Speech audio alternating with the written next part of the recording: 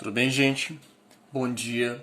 Pessoal, nós vamos agora para a África, tá? Nós vamos trabalhar aí o continente africano dentro do contexto da Guerra Fria. Na aula passada, para quem não assistiu, assista, nós tínhamos trabalhado o continente americano, em específico o Haiti, né? Agora, hoje nós vamos trabalhar aí a África. Bom, a África dentro de um cenário especial, né? O cenário da Guerra Fria, que ela vai de 1945 a 1991. Até 1945, né, nós tínhamos a Segunda Guerra Mundial com os Estados Unidos da América e a União Soviética, ok? Na qual os dois ali eles acabam derrotando o nazismo e sobressaem, né, dentro de suas políticas. Os Estados Unidos defendendo o capitalismo, a União Soviética o socialismo. Então eles se destacam dentro de uma corrida, né, tecnológica, de uma corrida científica, né, de uma corrida econômica, de uma corrida ideológica.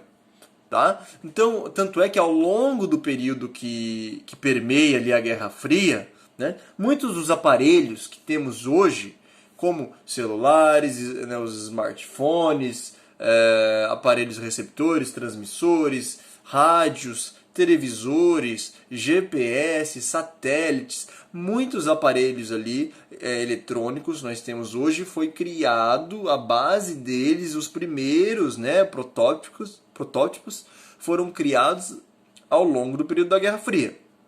Muitos medicamentos, muitos remédios também para doenças incuráveis, né, na época que hoje são curáveis, tratáveis, né, foi criado nesse contexto também, porque houve um avanço da medicina junto com o avanço da ciência. Então, ao longo do período que permeia a Guerra Fria, nós tivemos ali a Terceira Revolução Industrial, na qual a palavra mágica da Terceira Revolução Industrial é tecnologia, coisas que na Primeira e na Segunda Revolução Industrial nós não tínhamos. E aqui nós já temos, né, a tecnologia inserida nos modos de produção. Tudo bem? Bom,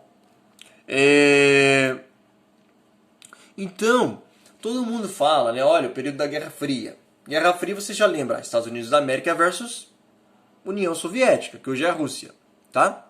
A Guerra Fria, corrida espacial, homem chegando pela primeira vez no espaço, Yuri Gagarin, depois o Neil Armstrong dos Estados Unidos em 1964 chegando à Lua, 69, perdão, chegando à Lua, né?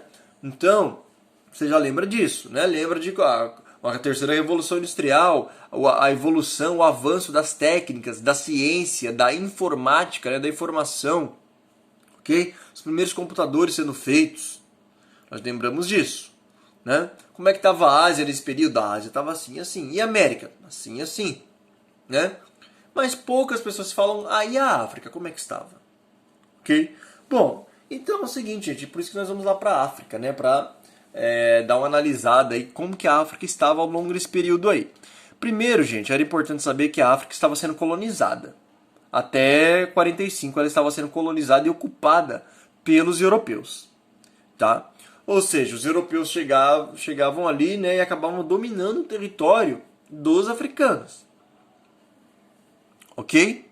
Bom, com o final da Segunda Guerra Mundial e a Europa estava diretamente inserida na Segunda Guerra Mundial, a Europa ela acabou sendo destruída, gente. Mesmo as nações que venceram a guerra, ela estava, você olha para trás e vê seu território todo destruído, porque ele foi atacado pelo inimigo.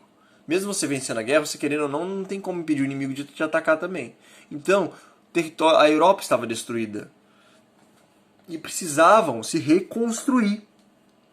Por isso que os Estados Unidos lançam o Plano Marshall, emprestando, injetando dinheiro na Europa.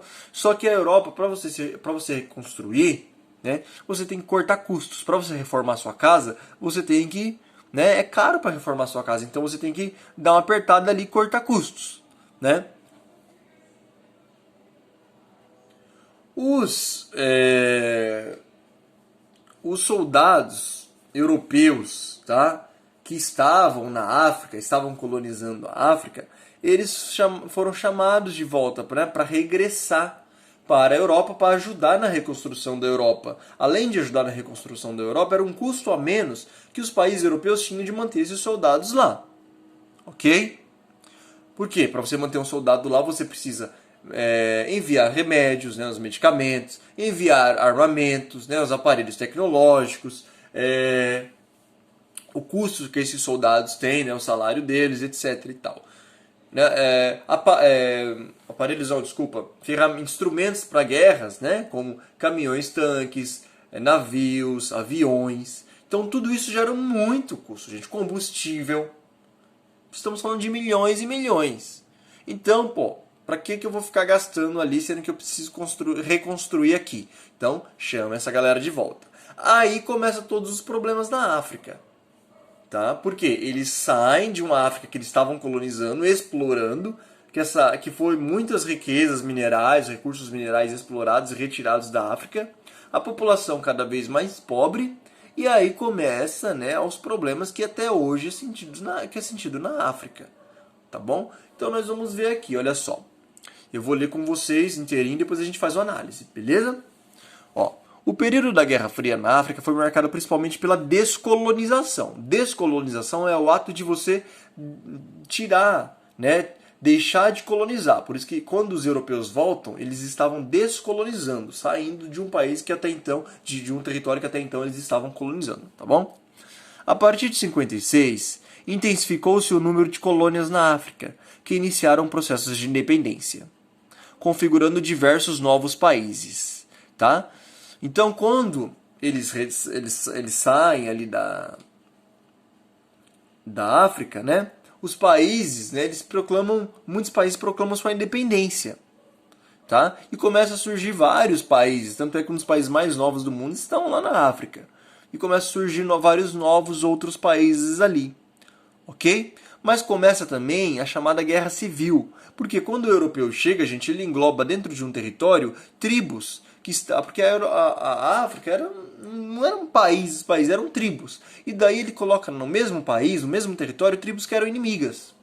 Mas enquanto eles estavam ali, eles não deixavam uma tribo atacar a outra, porque eles faziam um policiamento. A hora que eles saem, eles deixam as tribos inimigas dentro de um mesmo território que os europeus criaram. E daí começa a disputa entre essas tribos pelo território, para ver quem dominava o território. E daí começa a guerra civil, né? E antes dos europeus chegarem, a treta comia solta, mas era no arco e flecha, né? Agora, os europeus deixaram os armamentos ali. Então, elas pegam os armamentos que estavam ali e vão combater, né, com armamento bélico, deixando inúmeros mortos. Um problema muito mais sério, né?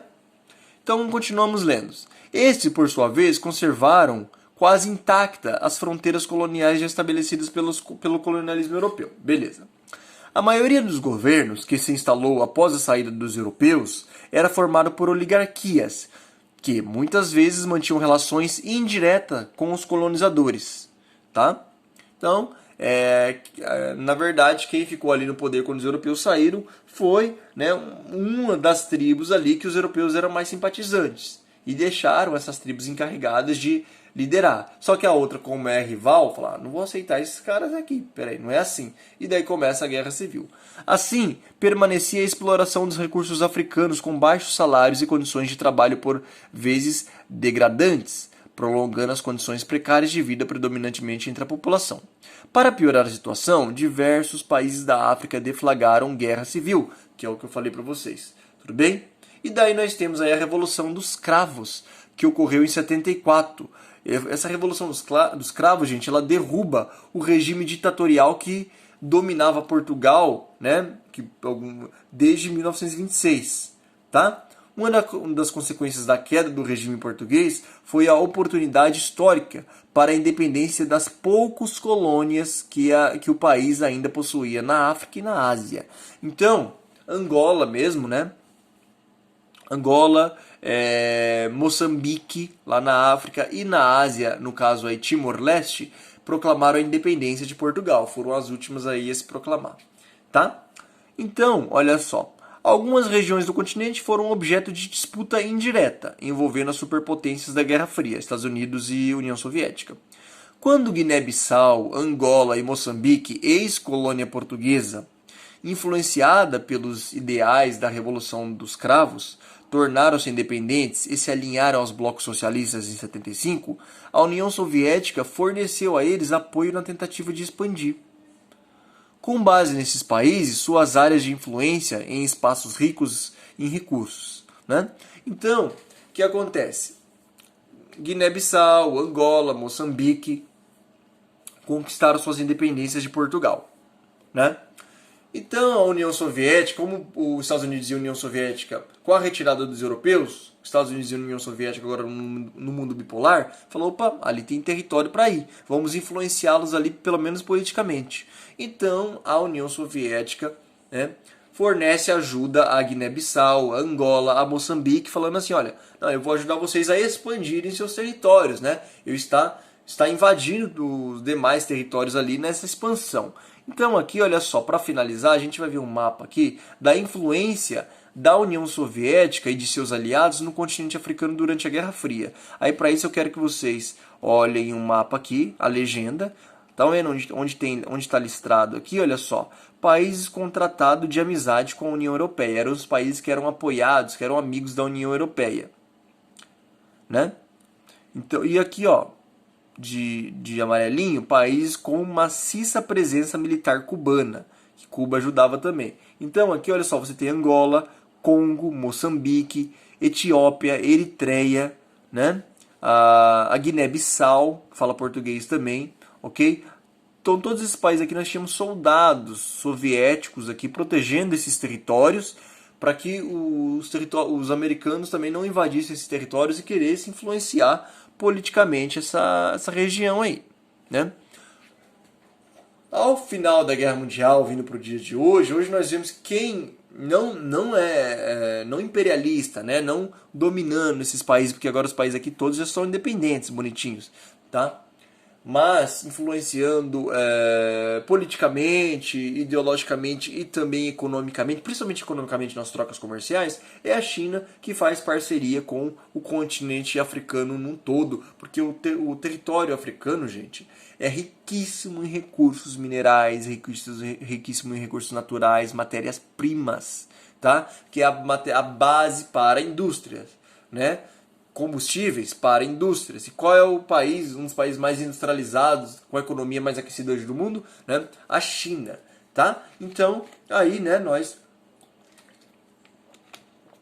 temos, né, uma nova configuração geopolítica aí. Só que daí, no caso, isso aí é uma temática para outra aula. Tudo bem? Então, essa foi a nossa aula de hoje. Tá? Nos vemos na nossa próxima aula, galerinha. Até mais.